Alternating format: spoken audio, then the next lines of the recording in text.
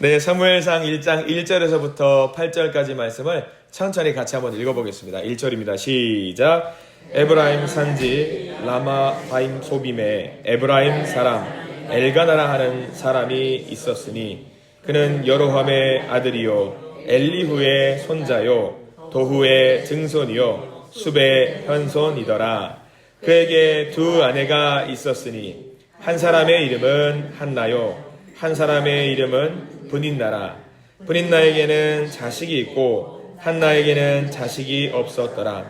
이 사람이 매년 자기 성읍에서 나와서 실로에 올라가서 만군의 여호와께 예배하며 제사를 드렸는데 엘리의 두 아들 홈니와 비느하스가 여호와의 제사장으로 거기에 있었더라.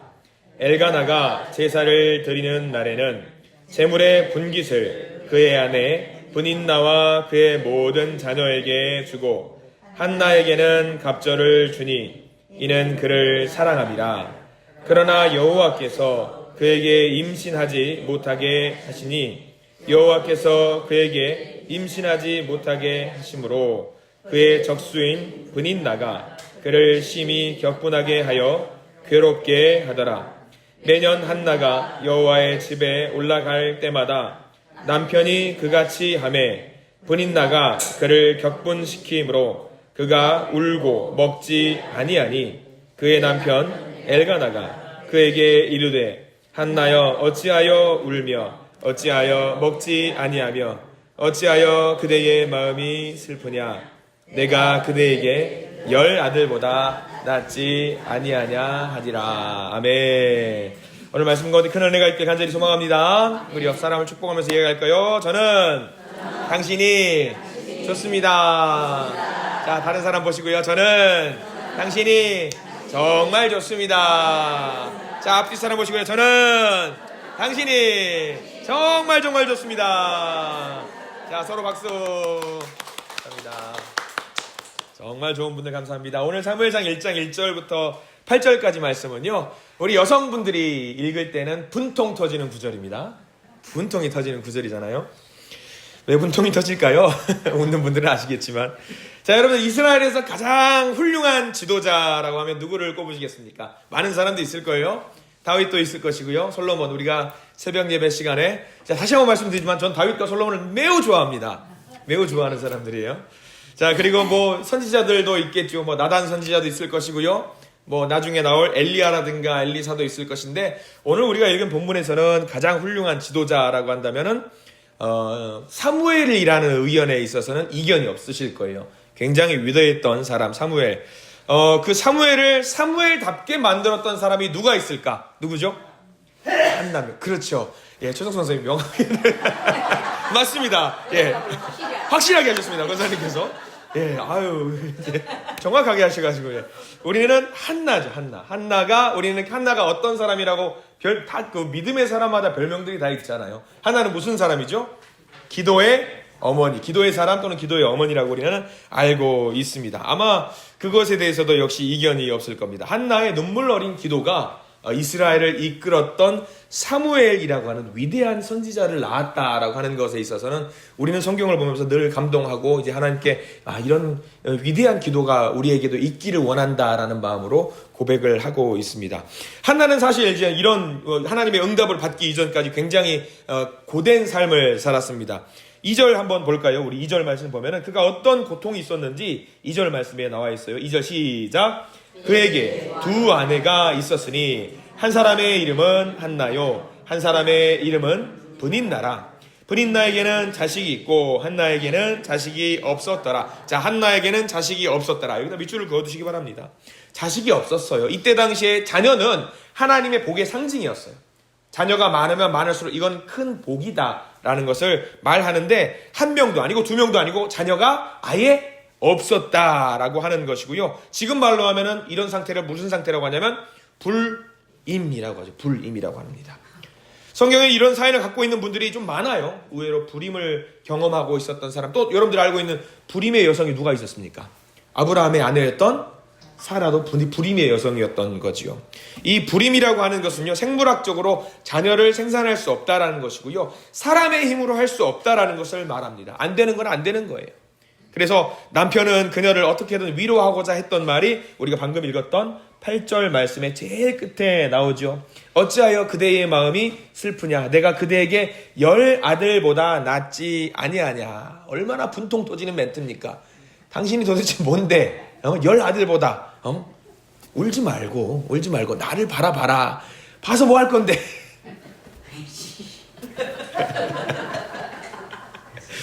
자, 아들 다 필요 없다. 남편만 있으면 된다. 남편만. 이게 요즘 제가 하는 멘트입니다. 남편만 바라봐라. 큰아들 멀리 나가 있고 둘째 아들 꼬맹이니까 뭐 아유 귀엽지요. 뭐 필요 있어. 이제 아내가 몸도 안 좋으니까 남편만 바라봐라. 그럼 이렇게 말을 합니다. 그래요. 남편만 바라볼게. 예, 맞네요. 예, 그래요. 예, 뭐 그렇죠. 그거 말고는 뭐 더 있습니까? 근데 뭐 그 말에 공감하는 의미인지 비꼬는 건지는 알 수 없는 길이지만, 근데요, 오늘 우리가 성경 말씀을 보면서 명확하게 알아야 될 게 하나 있어요. 뭐냐면 한나의 불임과 아이를 낳지 못하는 것이 그 원인 제공자가 누군지 명확하게 나와 있어요. 누가 이렇게 만들었는지 6절 한번 볼까요? 우리 6절 보면은 누가 이렇게 만들었는지 밑줄 한번 그어 보실까요? 6절 시작. 여호와께서 그에게 임신하지 못하게 하심을. 거기까지. 자, 임신을 못하게 만든 게 누구예요? 여호와 하나님이에요. 여호와 하나님께서 하나님께서 이렇게 만드신 다 이유가 있는 거죠. 왜 이렇게 만들었는지. 왜 같아요? 여러분들은 왜 한나로 하여금 아이를 낳지 못하게 만들었을까요? 딱 하나예요. 한나로 하여금 무엇하게 만드시려고? 기도하게 만드시려고. 기도하게 만드시기 위해서 하나님이 이런 상황을 만들어 주셨다라고 성경은 기록을 하고 있습니다.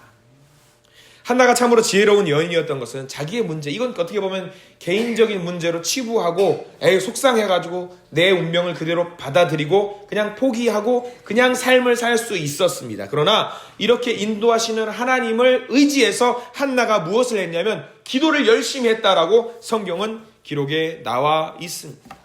어떻게 기도했냐? 10절 말씀과 11절 우리가 읽은 본문에서 조금 넘어가서 사무엘상 1장 10절과 11절 말씀을 함께 보겠습니다. 10절부터 읽어볼까요? 시작. 한나가 마음이 괴로워서 여호와께 기도하고 통곡하며 서원하여 이르되 만군의 여호와여 만일 주의 여종의 고통을 돌보시고 나를 기억하사 주의 여종을 잊지 아니하시고 주의 여종에게 아들을 주시면 내가 그의 평생에 그를 여호와께 드리고 삭도를 그의 머리에 대지 아니하겠나이다. 아멘.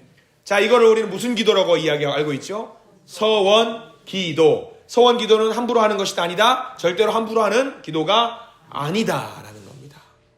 자, 근데 이 서원 기도를 하는데 이 속상하고 화가 나니까 내 개인적인 분통을 위로해 주시고 풀어 주십시오라는 그 기도가 아니에요. 이 기도의 서원 기도의 최종 결론은 뭐냐면 내가 낳은 자녀를 어떻게 하겠다는 거예요. 하나님께 드리겠다라는 이야기예요. 이거는 개인의 기도를 넘어서서 그냥 드리겠다라는 것이 아니라 제일 뒤에 보면은 여호와께 드리고 삭도를 그의 머리에 대지 아니하겠나이다. 머리를 자르지 않는 그 사람을 우리는 세 글자로 뭐라고 그러죠? 나실인. 하나님의 사람으로 쓰십시오. 하나님의 영광을 위해서 사람을 쓰십시오라고 했다. 자, 쉽게 말하면 그녀의 기도는요, 내 개인적인 것을 풀어주십시오가 아니라 내 개인적인 기도를 들어주시면 이것을 이 결과물을 하나님께 영광 돌리기 위한 이 일로 쓰겠습니다라고 기도를 한 겁니다. 우리의 기도와 얼마나 비교되는지 몰라요. 우리의 기도는 어떻습니까? 지극히 개인적인 기도들이 많잖아요. 이 개인적인 기도가 나쁘다라는 게 아니에요.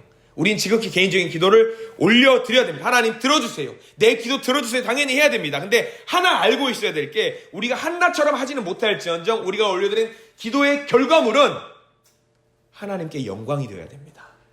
우리가 모든 기도의 제목들 하나님께 드립니다. 하나님의 영광을 위해서 이 기도의 제목들이 이루어 주십시오. 이거 풀어가 주십시오라는 것으로 우리는 기도를 어떤 깔때기처럼 마지막 최종단에 모아야 돼요. 이렇게 해도 저렇게 해도 하나님의 영광, 하나님의 이름을 높이는 것을 위해서 우리는 기도해야 될 줄 믿습니다. 학생들이나 청년들에게 그런 조언들을 많이 해요. 너희들이 공부하고 너희들이 열심히 해서 취직을 하고 결혼을 하는 것들, 모든 것들이 너희들의 만족을 위해서, 너희들의 유익을 위해서 하지 말아라.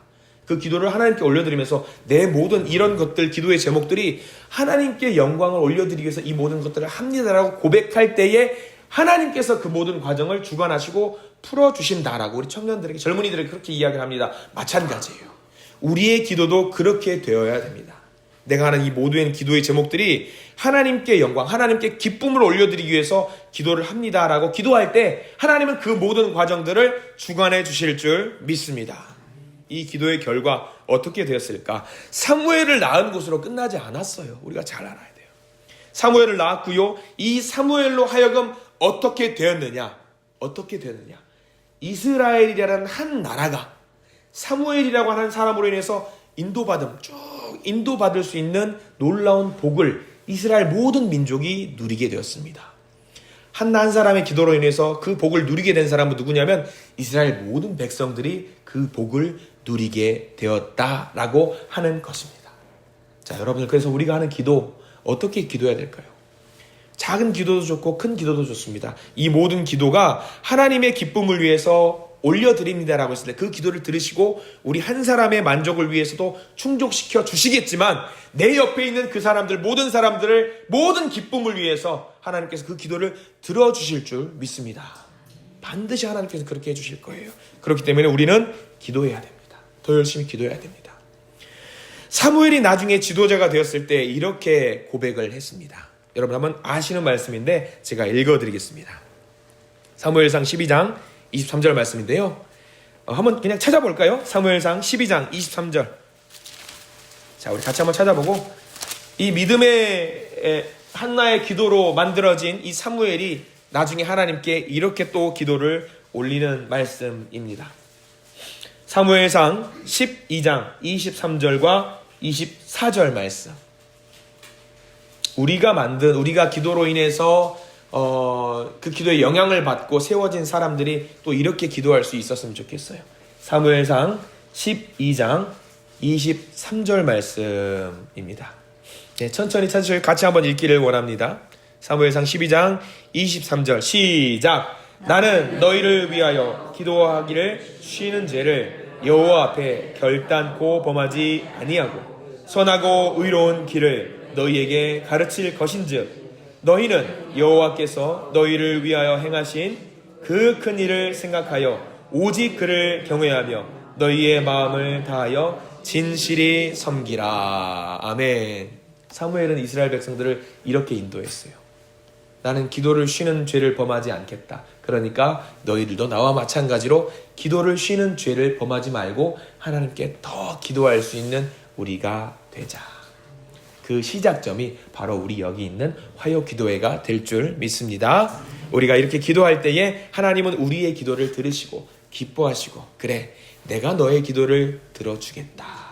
그 응답을 들으실 수 있는 소중한 시간이 바로 이 자리가 되기를 간절히 축원합니다. 기도하겠습니다. 주님, 오늘 우리가 한나의 눈물 어린 기도를 보고 왔습니다. 주여, 우리가 하나님의 영광을 위한 기도를 하나님께 올릴 수 있도록 우리를 인도해 주시옵소서. 무슨 일이든지 하나님의 영광, 슬퍼도 하나님의 영광, 기뻐도 하나님의 영광, 행복해도 하나님의 영광, 모든 상황 속에서 하나님의 영광, 우리가 그것만 생각하는 우리의 기도가 될 수 있도록 저희들을 인도해 주시옵소서. 주여, 우리의 기도를 들어 주시옵소서. 주님, 기뻐 받아 주시옵소서. 예수 그리스도 이름으로 간절히 기도드립니다. 아멘.